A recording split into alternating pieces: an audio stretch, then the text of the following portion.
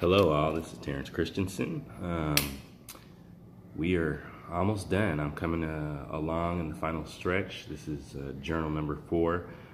This is the Reflective Practitioners video journal for EDAD 606.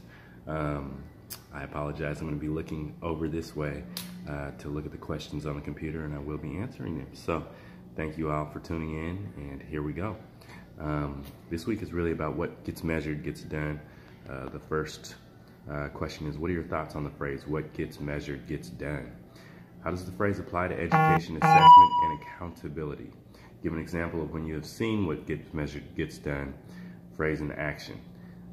Give an example of when measurement provided the catalyst for change, and an example of when lack of measurement contributed to a change initiative failing.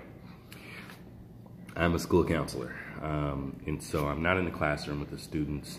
I live off of data and measuring tools. I work with the district statistics coordinator who is just pumping counselors' data all day, every day. And so that's how we're able to really get in and speak with these kids and get them the help they need, or whatever the data may be. So every day I'm seeing you know, what gets measured gets done. I'm seeing that in play.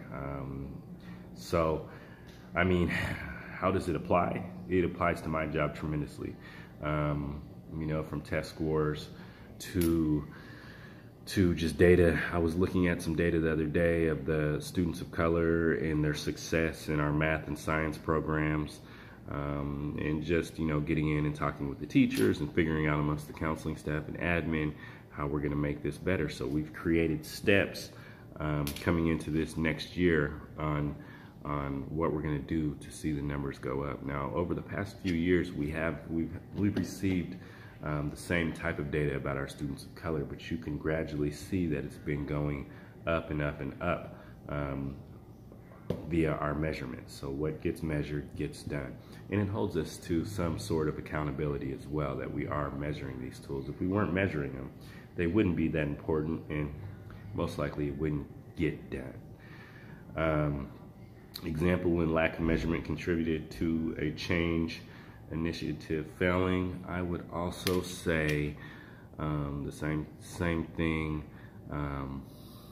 Let's see here. I mean, there has been a lack of students, so there's a direct correlation with the lack of students being served in our health center, and with services, the student support services, and where they're ending up. So we've kind of left that hang, and the numbers been getting lower and lower and lower as far as it's going the wrong way, right? So a lot of our students are getting sent to alternative schools because we're not able to service them as we should.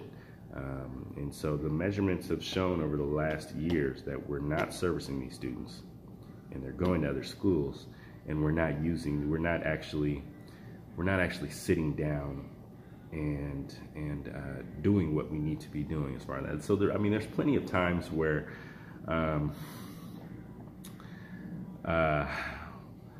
lack of measurement. I mean, I'm telling you about a situation in which we do take measurement, but we don't take measurement as extreme as we do for some of the other instances. So we might, I mean, it's really easy for anybody to look up where the majority of the African American students that are starting out in BUSD go. So that's not necessarily a measurement taken by our statistics guy. I mean, it's just really a well-known stat that will be produced regardless of if it's our stat guy or not. So there's just a lack of, and also it's just not priority. We have so many statistics happening amongst the school district that we're trying to address that. Yeah, so along with lack of measurement, lack of priority for the school district. So I've seen it happen numerous times.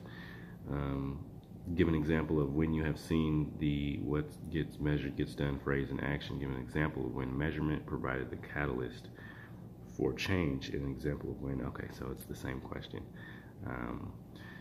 So I intend to apply this phrase in my role as a leader. I already do it as a counselor, which is very close to being an administrator at my school. We work side and side. We do a lot of the same things, overlapping things.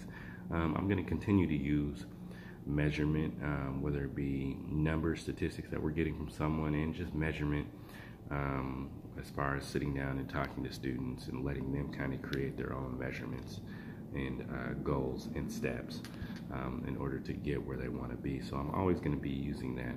Like I said, I use it daily as a counselor, and it won't stop. Otherwise, I won't be able to do my job. There are definitely instances where